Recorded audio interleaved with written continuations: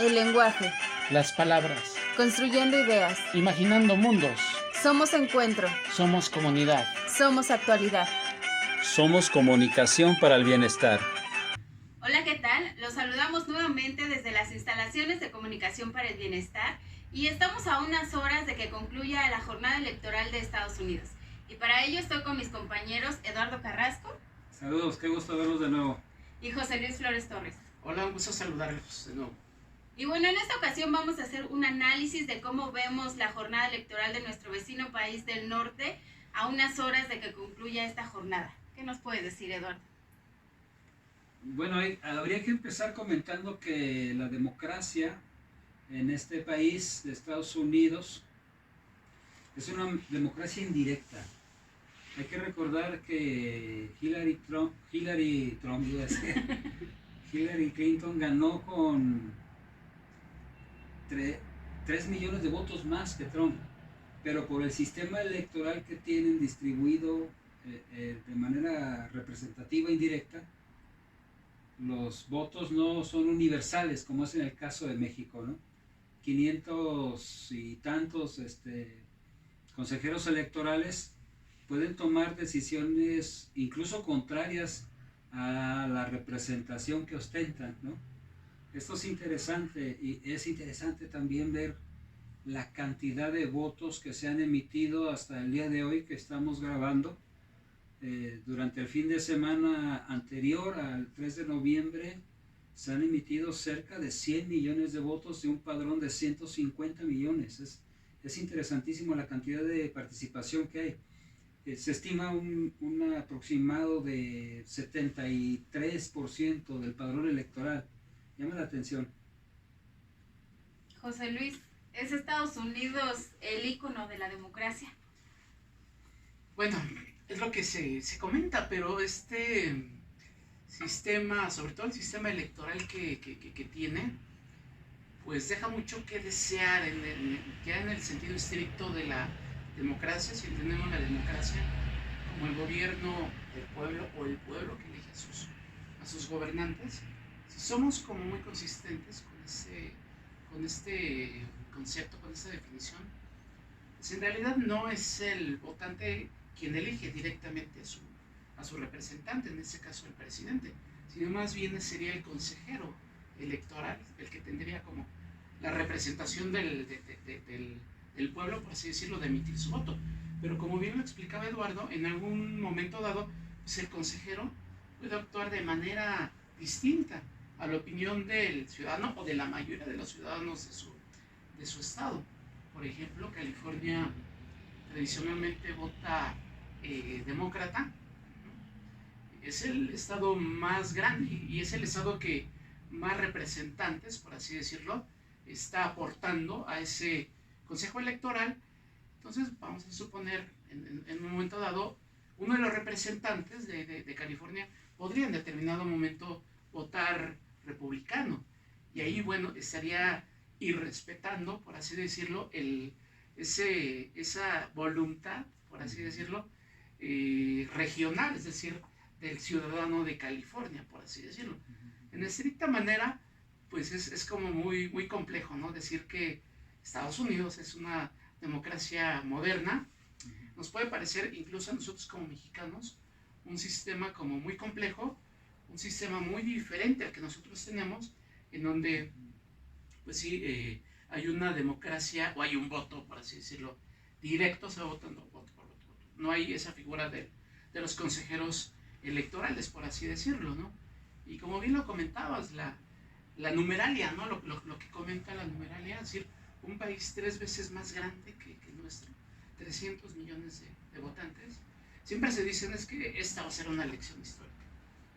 Va a ser una elección histórica, pero por lo que estamos viendo, esta elección de manera como muy concreta va a tener ingredientes que la van a hacer totalmente diferente a todas las demás, empezando por que se dan un entorno del coronavirus, por ejemplo, que está generando, por así decirlo, una participación inusual, me atrevería a decir incluso, a un nivel como de votación indirecta, es decir, mandando tu voto por vía correo o por vía electrónica. Es decir, mucha gente ya votó. ya ha votado.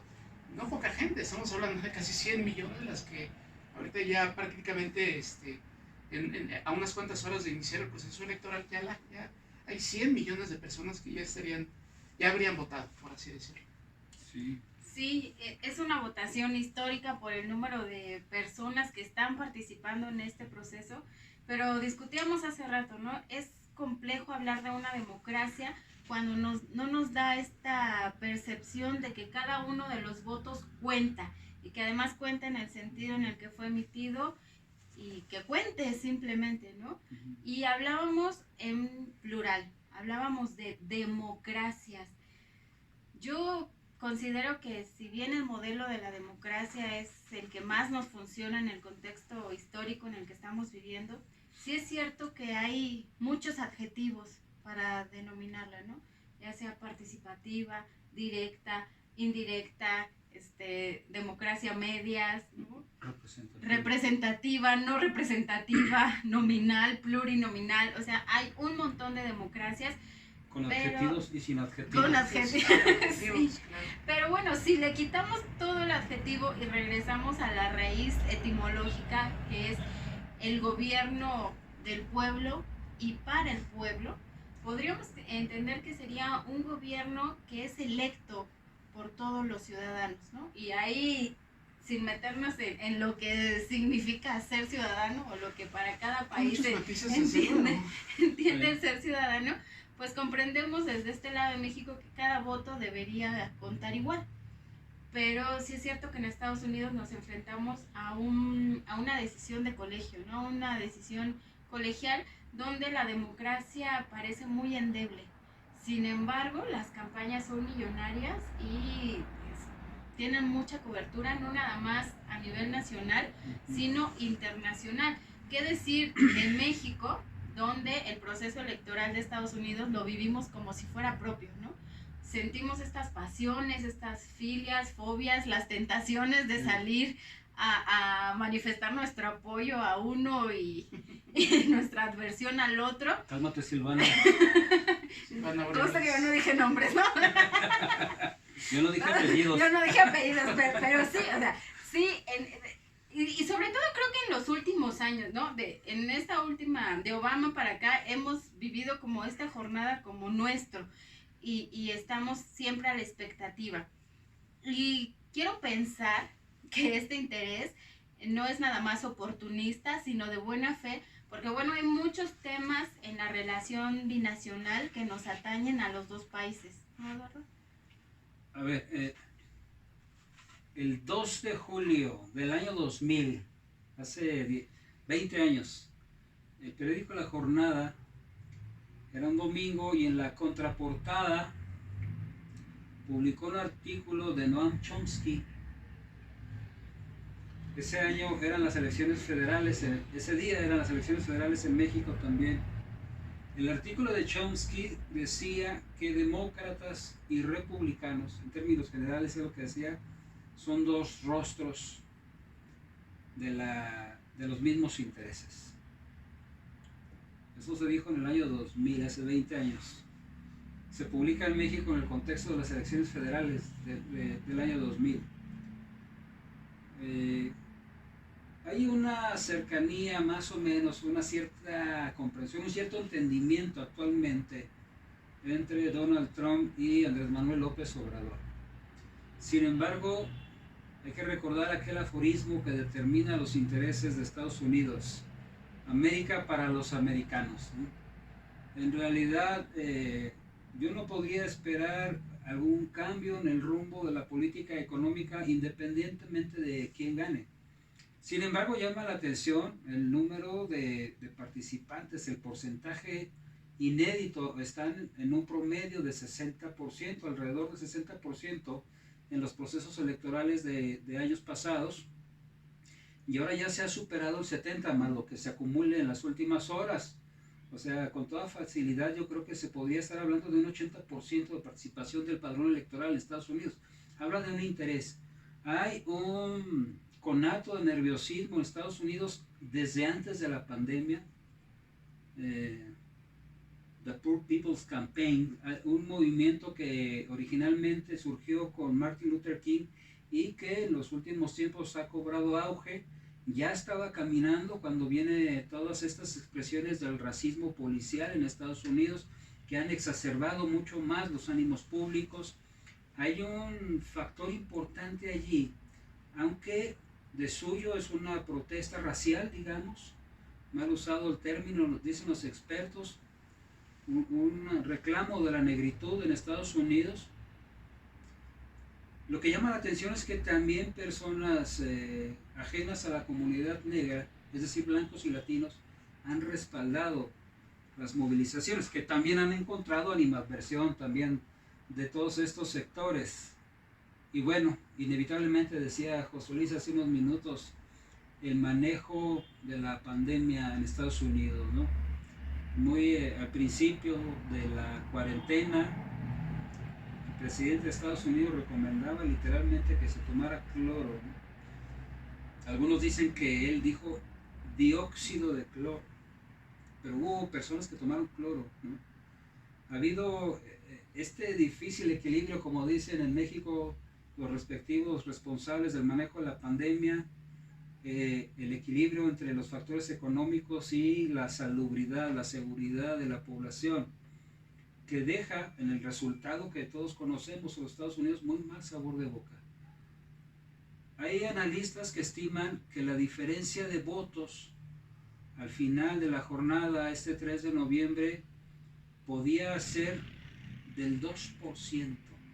Un resultado muy cerrado, muy complicado. Bueno, Donald Trump ya está llamando a la protesta, incluso desde la semana anterior, ¿no? Son factores que llaman mucho la atención para la normalidad democrática del Imperio del Norte, ¿no? Sí, saco a colación un estudio histórico, algo viejo, pero creo que sigue siendo pertinente. Son esos estudios que le dieron fortaleza al surgimiento de la Mass Communication Research, las ciencias de la comunicación en los Estados Unidos. El estudio de Paul Felix Lazarsfeld, el que hace en Ohio, es decir, hace un estudio profundo acerca de tratar de entender la lógica del norteamericano en el momento de estar frente a las urnas, cómo vota, básicamente, ¿no? Es decir, me da la impresión de que los verdaderos canones de este sistema de democracia, en donde hay campañas, en donde hay debates, etcétera, creo que uno de los ganones son los medios de comunicación, porque lo que se está generando y lo que se está distribuyendo en términos de dinero es bastante fuerte, y mucho de ese dinero pues lo están ganando las televisoras y los medios de comunicación. Entonces, los medios de comunicación en esa época, en los años 40, pues estaban todavía investigándose, ¿no? ¿Qué tanto influían en la mente de la gente para ir a comprar un producto, un refresco, etcétera, o para ir a votar? ¿Qué tanto impacta el mensaje de los medios en el momento de ir a emitir nuestro voto? Y la investigación de Lazarsfeld es contundente, porque lo que él comenta es que en realidad los medios de comunicación pues son un factor, pero no es un factor determinante. Es decir, es un factor que estaría influyendo, pero en determinadas capas como muy focalizadas, sobre todo en los indecisos. Es decir, los elementos que estarían por ahí incidiendo, afectando, en el momento de ir a las urnas, ir y emitir el voto, según las que descubrió Lazarsfeld en esa época, serían la afiliación religiosa. Sí, el tema religioso es muy importante en los Estados Unidos. El segundo es el lugar de residencia, si vives en la ciudad o si vives en el campo. Y el tercero sería la posición económica. Es decir, esos tres factores son los que verdaderamente estarían decidiendo el voto de la gente, ¿no? Es decir, de repente le apostamos mucho a los medios de comunicación, le apostamos mucho a las campañas, le apostamos mucho a los debates, pensando que podemos incidir decisivamente, que podemos hacer cambiar la opinión de la gente, y en realidad lo que estarían afectando serían como elementos incluso de contexto. Hablabas de del elemento racial. Y el elemento racial me parece que está presente hoy más que nunca en Estados Unidos, ¿no? El movimiento Black Lives Matter, por ejemplo, igual también está ahí bien presente. La pandemia también habría que ver si se convierte por ahí en un factor que estaría incidiendo en la manera en el que la gente estaría yendo a votar, ¿no? Entonces, más que la presencia de los medios, creo yo que lo que estaría marcando la decisión de la gente en el momento de ir y emitir su voto serían estos elementos muy fuertes, ¿no? Su clase social, su filiación religiosa y en ese caso su lugar de residencia, ¿no? Y a esos tres que descubre Las Sarsfield en su momento, hace casi 80 años, 70 años, hoy habría que sumarle otros, algunos de contexto, como la cuestión racial y la cuestión sanitaria, ¿no? The people choice, ¿no? La gente elige y opina y se manifiesta. Pero ¿qué gente va a elegir ahora? ¿O qué gente es la que está eligiendo? O sea, me refiero a que aquí hay como 3 segmentos de voto que estamos viendo muy claramente, o 2 por lo menos, que es el voto masivo, donde casi el 70% más va a salir a votar, el voto adelantado, ¿no? La gente está manifestando su opinión mucho antes del cierre de la jornada, el voto que tiene que ver con ciertos sectores, minorías sobre todo, pero hay un factor que está mucho en el ojo últimamente y que fue el que le dio el triunfo a Donald Trump en la elección pasada, que es el voto silencioso. Es aquel voto políticamente correcto o que por corrección política no se manifiesta cuando se hacen estas encuestas de salida o estas proyecciones pues sí, de las casas encuestadoras, y son aquellos que votaron por Donald Trump o por la derecha, por los republicanos, pero que no lo manifestaron o que dijeron haber votado por los demócratas, pero en realidad no fue así. Y muchas de estas personas del voto silencioso es de origen hispano. O sea, y les da pena decir que votaron por... Sí, porque no, en la corrección política no puedes decir pues que votaste, menos si tienes orígenes mexicanos, ¿no? Y yo les insistía desde la semana pasada que nosotros insistimos también en estar viendo a esta comunidad latina como si fueran mexicanos, como si fueran propios, defendiendo los intereses de este lado. Pero les decía que hay que verlos como una tercer nación, ¿no? Es un grupo de personas que no terminan de asumirse como ciudadanos norteamericanos, pero que aspiracionalmente quieren formar parte y lo hacen a través del voto, y que no tienen nada que ver con México, aunque de nacimiento sean mexicanos o hayan inmigrado muy jóvenes, pero que su dinámica ya no tiene nada que ver con este país, lejos de las relaciones familiares que todavía puedan mantener, ¿no?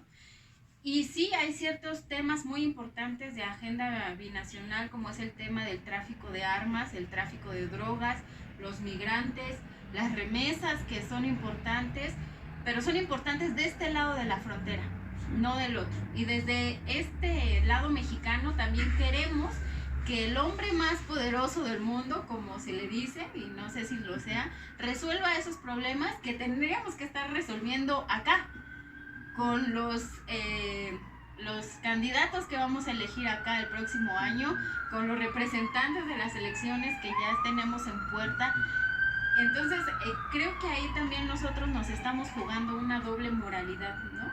Poniendo la responsabilidad de algo que nos toca en manos de alguien que, como bien dice Eduardo, por muy demócrata y de minoría que sea, no voy a decir apellidos, pero que muy demócrata y de minoría y presidente que sea, no tiene los intereses mexicanos ni latinoamericanos y no va a luchar por ellos. Al contrario, ¿no? Barack Obama nos dejó mucho que desear, nos quedó a deber con el tema migratorio, y desde antes, ¿no? Ahí tenemos a Castañeda con su enchilada completa, ¿no? Pero nos conformamos con unos chilaquiles, dijo. Bueno, entonces la enchilada la tenemos que cocinar de este lado, me parece, si la queremos completa. Esos chilaquiles traían queso que no era queso. Que no era queso. Sí, traían queso que no era queso, ¿no? Y sí, como dice José Luis, los medios también juegan un papel muy importante en el tema electoral. Sí, mira, cuando tú tratas de encontrar un hilo conductor en el trabajo The People's Choice, religión, ubicación urbana, rural, nivel socioeconómico. Tiene mucho que ver con eso que acabas de comentar, Ivette. Es identidad, ¿no? Hay un vínculo identitario en toda esta situación. Pero esto también los mercadólogos lo tienen muy claro, es una cuestión aspiracional, ¿no? Sí. Yo vivo y formo parte, y por mi edad y por nivel socioeconómico, etcétera, dentro de una comunidad específica dada, pero por cuestiones aspiracionales, incluso puedo llegar a defraudar por un interés personal a mi propio grupo identitario. Es el cuento de la Bella y la Bestia, ¿no? La Bella es entregada, es tomada como parte del tributo en esta historia que es originalmente del medievo, y su grupo de clase va a rescatarla, pero ella resulta encantada con la capacidad financiera económica de Bestia, el cobrador de impuestos, el señor feudal. Cuando llegan a rescatarla dicen: ¿de qué me van a salvar? Sáquense, no necesito que me ayuden, ¿no? Esto es interesante porque es un poco lo que dices, ¿no? Hay una cierta identidad nacional, hay un cierto legado cultural, pero también hay unos legítimos intereses personales. Y volviendo a lo que decía Chomsky, o sea, gane Trump o gane Biden, la relación México-Estados Unidos ni pierde ni gana, sino todo lo contrario, ¿no? Hay cosas que nosotros tenemos que resolver, aunque la gran mayoría de los medios, especialmente electrónicos tradicionales en México, quieren presentar esto como que si el futuro de México dependiera del resultado electoral de este 3 de noviembre, cosa que no tiene absolutamente que ver. Vamos, desde luego que va a influir particularmente en ciertas políticas migratorias, digamos, en cuestiones arancelarias que pueden determinar una cierta correlación de fuerzas.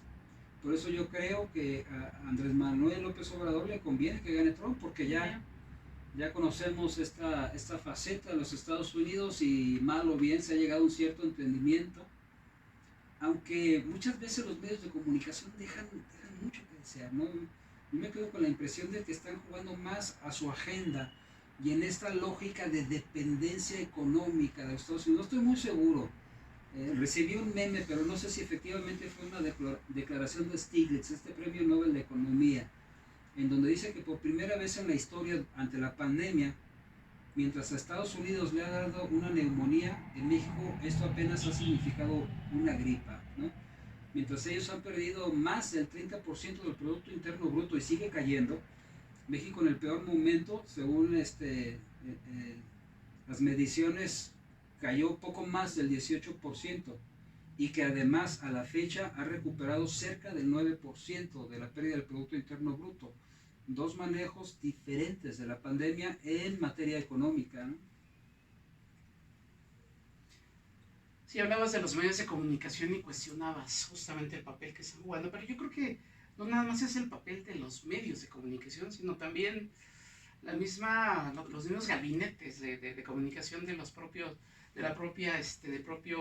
presidente de los Estados Unidos, del propio presidente Trump, que ha hecho la mentira una herramienta política, que ha hecho del bulo, que ha hecho de la fake news, ¿sí?, una herramienta que utiliza a su favor. Es decir, él miente y además la utiliza como una acusación, además, ¿sí?, quien así conviene sus intereses, mentiroso, fake news, etcétera, ¿no? Habría que cuestionar si ese modelo de acceder a la democracia es el que mejor nos acomoda, por así decirlo, o es el que más ético es, por así decirlo. Habría que ver la utilidad incluso de los debates políticos, de los debates presidenciales, ¿no? ¿Qué pasa con no en el último, sino el anterior? ¿Qué pasa con los debates? Es decir, ¿qué pasa con esa buena intención de sentar a los dos candidatos para que intercambien ideas, para interrogarlos, para enfrentarlos, etcétera? ¿Qué pasa cuando ni siquiera se dejan hablar? ¿Qué pasa cuando el uno se burla del otro? ¿Qué pasa cuando se interrumpe? ¿Qué pasa cuando, etcétera? ¿Qué pasa cuando no hay diálogo? Ya se interrumpe, se anula toda posibilidad, por así decirlo, de dialogar, de avanzar y sobre todo desde la perspectiva de la ciudadanía, bueno, de conocer las propuestas, de conocer las opciones, por así decirlo. Habría que cuestionar severamente el uso de los debates políticos en ese sentido, en este modelo. Entonces, a mí me parece que lo que habría que cuestionar más allá si es democracia o no es democracia, también sería la manera en la que accedemos a esas prácticas democráticas y sobre todo el papel de los medios de comunicación y de los gabinetes de comunicación de los propios políticos, ¿no? Sí. Ahora, hay un tema de lógica de medios muy, muy complicada en Estados Unidos. Porque por un lado tenemos a estos medios de habla inglesa, que son los que publican y le llegan al poder, ¿no? A estos gabinetes, a la clase que toma decisiones. Pero también hay un juego bastante interesante, no desde la comunicación, sino desde la política, que se juega sobre todo en los medios latinos que han ganado poder en los últimos años. Por ejemplo, latinoamericanos. Sí, bueno, o de origen, o de capital, no, estamos hablando en serio, o de capital latino, ¿no? Como estoy hablando de Univisión, de Telemundo, que sin duda tienen su propia agenda y están jugando mediáticamente a ganar o a posicionar su propia agenda, ¿no? Que tiene que ver con los intereses de un sector cubano de mucho capital y de muchos intereses políticos, no nada más mediáticos. ¿Y hacia dónde están jugando estos líderes de opinión? Pienso en por ejemplo, Jorge Ramos, a quién le está haciendo la chamba, para quién está jugando. Y sin embargo, lo cierto es que si ellos quieren, por mucha fuerza que tengan sus medios, si ellos quieren ser escuchados por esta clase, tienen que recurrir todavía a los medios de habla inglesa, tienen que irse a la CNN, en inglés, no en español, ¿no? A la CNBC, al Times, tienen que recurrir a estos grandes medios que tienen su propia agenda además. Entonces, sí me parece ahí como un juego bastante complicado, pero también se hace perverso, de camarilla entre estos medios de origen hispano o de capital hispano y entre los medios de lengua inglesa. A finales de los 80, Sudáfrica estaba saliendo del régimen del apartheid. Nelson Mandela hizo una declaración que tiene todo que ver con esto que están comentando. Sin educación no hay democracia. Podríamos parafrasearlo diciendo que sin comunicación no hay democracia. Hay un juego de intereses de la plutocracia mediática en los Estados Unidos que arrastra muchos de los medios del sur de los Estados Unidos en diferentes latitudes y diferentes países, con unas lecturas superficiales. Y esto que dice José Luis, o sea, es fundamental, el desparpajo de la mentira, el rompimiento de los acuerdos en los protocolos para el debate. Se está jugando la presidencia del imperio norteamericano, que no es cosa menor. Comprendo la fuerza de la apuesta, de todo lo que está en juego, pero por lo mismo esperaríamos de aquel país que se dice paladín de la democracia, ejemplo de la democracia universal, bueno, pues que fuera consecuente y congruente con estos valores, pero por lo que hemos visto hasta la fecha, desafortunadamente no va a ser así. El amago de la protesta postelectoral por el conteo de votos, esto se me pasó a comentar hace unos minutos. Si se espera que el margen de diferencia oscile alrededor del 2% del resultado del conteo, todos los votos que están en proceso de ser acopiados y contabilizados por la vía del correo postal ordinario pueden marcar la diferencia. Yo no sé si este 3 de noviembre tengamos un fallo firme, si el Colegio Electoral de Estados Unidos se atreva a determinar un resultado que beneficie y que perjudique a alguno de los contrincantes.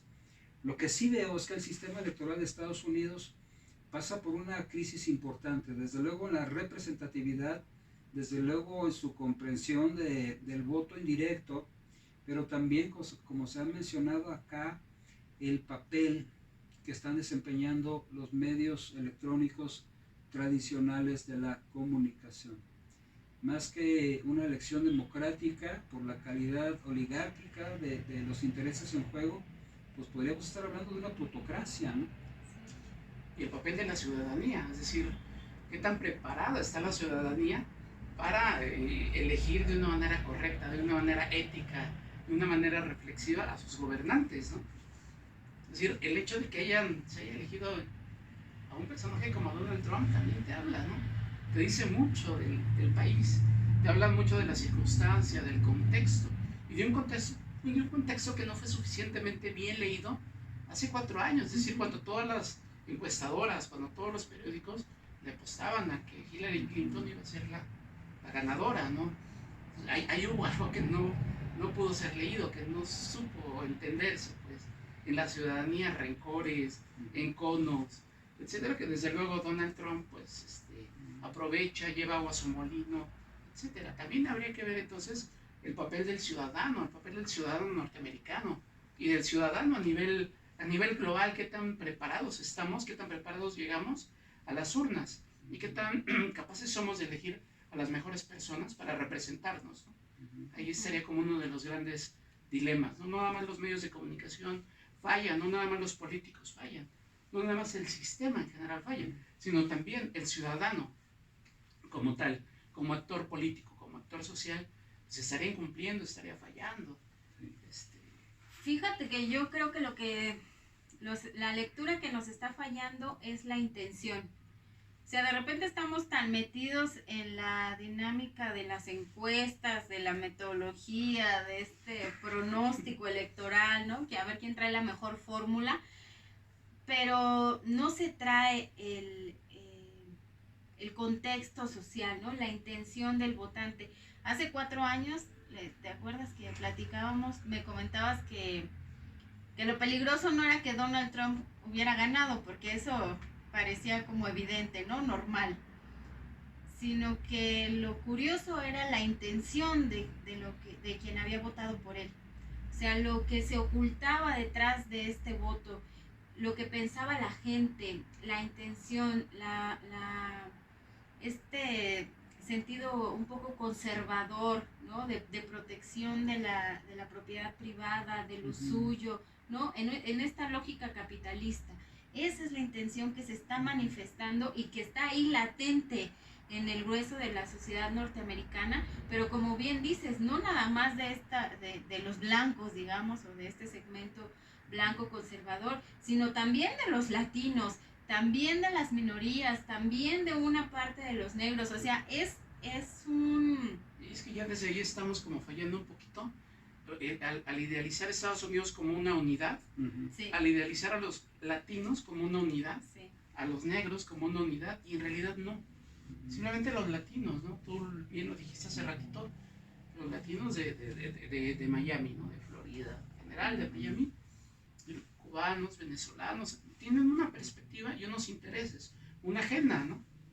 Los que están en California, bueno, tienen otros intereses, tienen otra perspectiva, otros orígenes, otras formas de identificación, de identidad, etcétera, ¿no?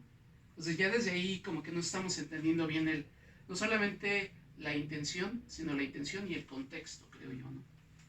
Entre la identidad grupal y la aspiración sectorial o individual, se juegan muchas motivaciones, ¿no? Y los medios tienen su lucro. Por esto insistiría en la expresión de aquel presidente sudafricano, ¿no? Sin educación no hay democracia. Y vamos, educación no en la comprensión escolarizada, sino en todo un cierto bagaje y una apropiación de reglas y normas culturales, ¿no? Aquellos clásicos que decían que los medios pueden informar, educar y entretener, bueno, pues siguen teniendo sus beneficios. Yo no sé hasta dónde y cómo la ciudadanía en general puede romper con este esquema, ¿no? Ahorita mismo, bueno, Hemos dedicado todo este programa a reflexionar acerca del proceso en los Estados Unidos, pero también el 3 de noviembre en México hay una elección muy importante. Hay una renovación en el Tribunal Electoral, que no es cosa menor, que también tiene que ver, y mirándolos en aquel espejo del norte, pues vale la pena también mirar el espejo del sur, ¿no? ¿Qué pasa Bolivia? ¿Qué pasa Chile? ¿Qué pasa Brasil? ¿No? Hay una serie de cosas. México en esta posición geopolítica, pues vamos, desde luego que tiene que mirar al norte, pero no podemos dejar de mirar al sur, ¿no? Bueno, pues ya estamos llegando al final de este episodio. No sé si quieran decir algo para despedirse. Pues, no sé, recuerdo un texto de Alan Reading, un texto de esos clásicos de periodismo, por ahí de los años 80, 90. Y vecinos distantes, ¿no? Se veía así, ¿no? A México desde Estados Unidos. Y yo diría que serían vecinos en verdad implicados, es decir, hay una implicación, somos incluso socios comerciales, y de repente cuando hay elecciones en Estados Unidos, desde acá hay todo un interés, se genera todo un imaginario, etcétera. Y bueno, como bien decía ahorita Eduardo, pues allá tienen su agenda, la elección se ve de una manera diferente allá que la lectura que le podemos dar desde acá, desde México y desde Latinoamérica, desde luego, pero sí no dejar de lado que es un acontecimiento importante e interesante e histórico, como por todo el contexto que está rodeando esta elección en concreto. Sí, subrayaría la expresión de Chomsky que resumí muy salvajemente, ¿no? Demócratas y republicanos son dos facciones de los mismos intereses, América para los americanos. Subrayaría también al expresidente de Sudáfrica, Nelson Mandela: sin educación no hay democracia. Y recordaría a Porfirio Díaz: México, tan lejos de Dios y tan cerca de Estados Unidos.